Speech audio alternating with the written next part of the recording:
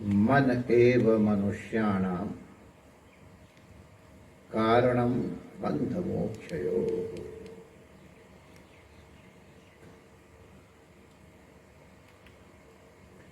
ये मनुष्य का जो मन है, ये ही मनुष्य को मुक्ति भी दिला सकता है और यही मुक्त पुरुषों को बंधन में भी ला सकता है।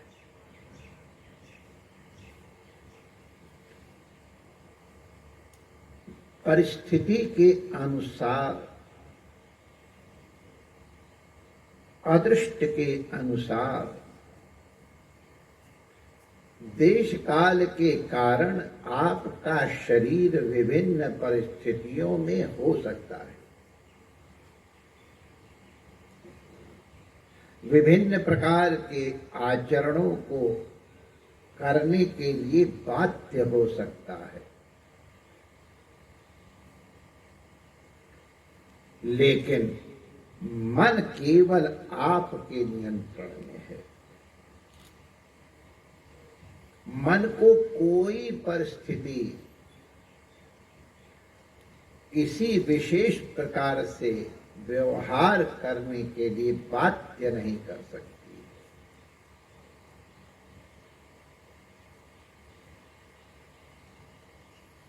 इसीलिए शरीर से कोई पाप नहीं होता है, ये आप लोग हृदय में बैठा दें।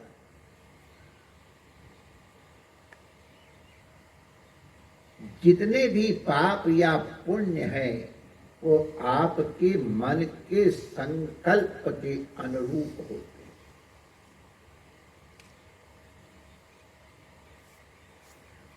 हैं। मंदिर में बैठ करके भी यदि असत संकल्प होता है तो पाप अर्जित हो सकता है, और यदि किसी कारण से असद स्तर पर आ गए हैं और वहां यदि आपके मन की स्थिति समाहित है तो आप उन परिस्थितियों में रहते हुए भी पाप से लिप्त नहीं होंगे, क्योंकि कर्म संकल्प के अनुसार होते हैं और कर्म के अनुसार ही फल की प्राप्ति होती है। हमारे हनुमान जी महाराज को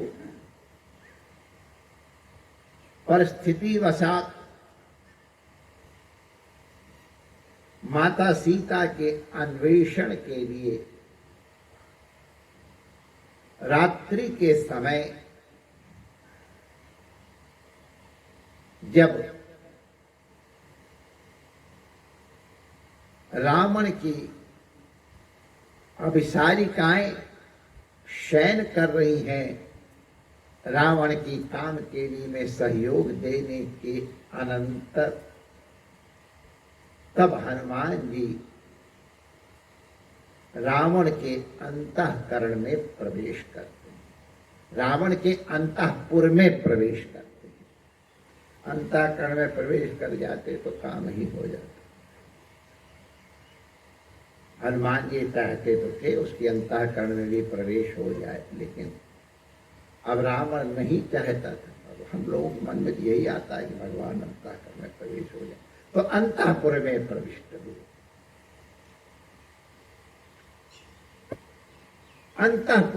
अंतःपुर में 12 वर्ष से अधिक आयु के पुरुष का प्रवेश वर्जित है महारानी के अनुमति के बिना, वो अपराध है। राजा को भी यदि अंतःपुर में जाना होता है तो जो अंतःपुर का सुरक्षा अधिकारी होता है कंचुकी, उससे अनुमति लेनी पड़ती है। कंचुकी महारानी का अन्न खाता है, राजा का नहीं खाता है।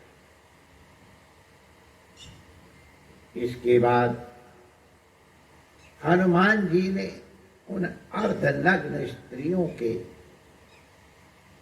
दर्शन किए, उनके एक एक अंग का दर्शन किया।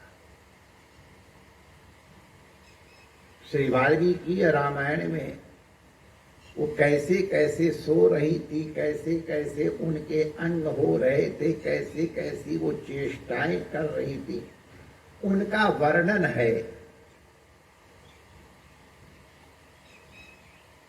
मतलब ये सोते समय कहते सोया आदमी मरा आदमी बराबर है। तो हनुमान जी ने उन अर्धनग्न स्त्रियों के दर्शन किए और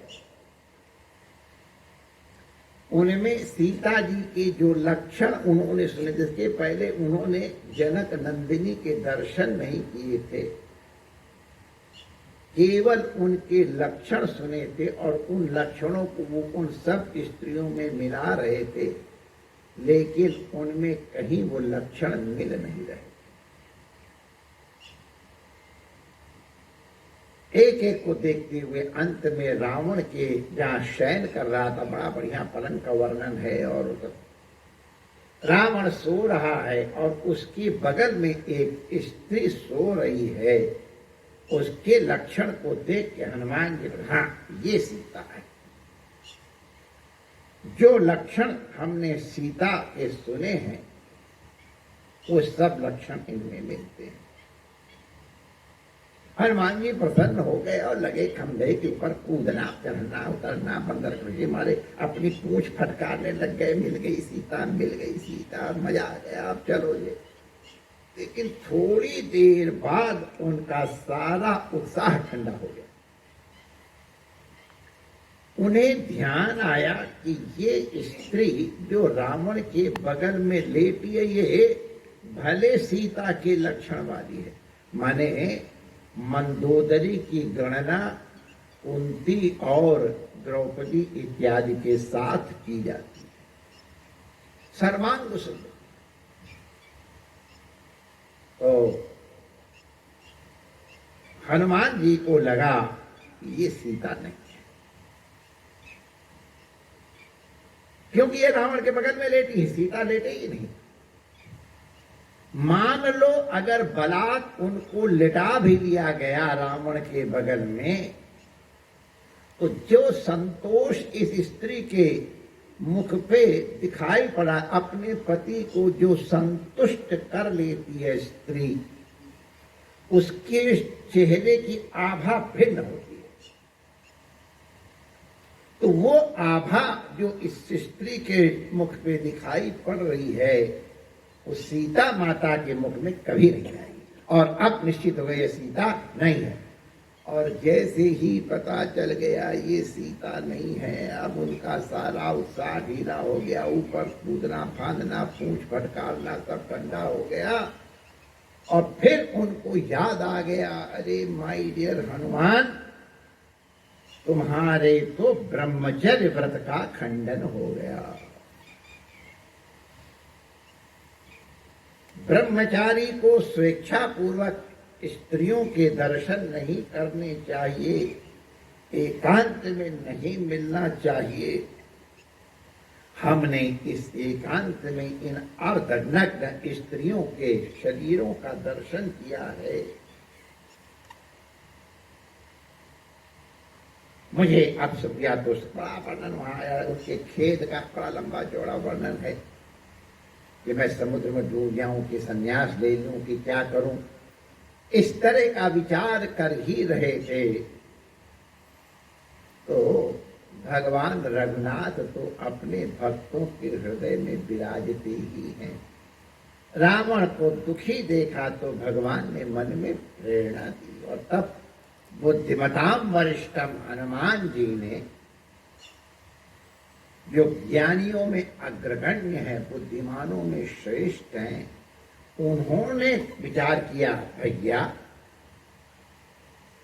तुम सीता माता का अन्वेषण करने आए हो, कहां करोगे? जहां माताएं रहती वहीं तुमको जाना पड़ेगा। स्त्रियां जहां होती वहीं जाना पड़ता, इसलिए हमारा अंतःकरण में आना तो अंतःपुर में आना तो उचित है। अब माता जी को देख रहा था तो ये शयन करती हुई स्त्रियों को मैं देख तो जरूर रहा था, लेकिन मुझे उनके अंगों का कोई भान नहीं है। मुझे उनके हमारा जो मन है वो किसी भी प्रकार से विकृत नहीं हुआ है, और मनुष्य का मन का विकार ही मनुष्य को पाप कर्म का कर्ता बनाता है। मेरा मन सर्वथा पवित्र है। मैं माता के दर्शन कर रहा था, अपनी इन स्त्रियों का दर्शन मैंने नहीं किया है।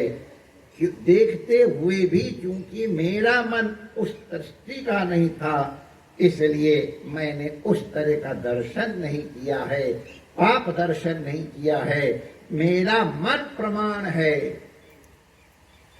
प्रमाणमंतःकरणः प्रवृत्तयः, मेरा अंतःकरण प्रमाण है कि मैंने पाप का आचरण नहीं किया है। मेरा संकल्प सदा सर्वथा पवित्र रहा है। और फिर हनुमान जी का क्षोभ नष्ट हो गया। बंधु, हम लोगों को भी कभी कभी इस तरह की परिस्थितियों में जाना पड़ सकता है, बैठना पड़ सकता है, करना पड़ सकता है। वो बाध्यता हो सकती है, लेकिन यदि आपका मन पवित्र है तो हमारे यहाँ तो वेश्या को भी भगवान की कृपा की प्राप्ति, कसाई को भी भगवान की प्राप्ति होती है। और अगर थोड़ा असंयम हो जाए तो विश्वामित्र जैसे 60,000 वर्ष के तपस्वी का भी स्खलन हो सकता है। इसलिए भैया अत्यंत सावधानी पूर्वक अपने मन की गति को नियंत्रित रखो। मन की गति है अटपटी चटपट लखे न कोई, तो जो मन की खटपट लखे तो चटपट दर्शन होए। गुरु महाराज का आश्रय करें, उनके वचनों का आश्रय करें, श्री रमण बिहारी के चरणों का आश्रय करके अपने मन और अंतःकरण को पवित्र कर उनके चरणों में ही समर्पित करते हुए तदर्पिता अखिलाचाराः यत् करोषि यदश्नासि यज्जुहोषि ददासि यत्, ये भगवान को अर्पित करते हुए अपना जीवन यापन करते हुए अदृष्ट के अनुसार अपने कर्तव्य को करते हुए भगवान श्री रमण बिहारी के चरणों का प्रेम प्राप्त कर अंत में उनमें ही सद्गति हो, इस कामना पूर्वक हम अपनी वाणी को विराम देते हैं। यहाँ सब उपस्थित आई हैं तथा विज्ञान के माध्यम से आप हमसे जुड़े हैं। आपकी मंगल कामना करते हुए अपनी वाणी विराम देते हैं। जय श्री कृष्ण।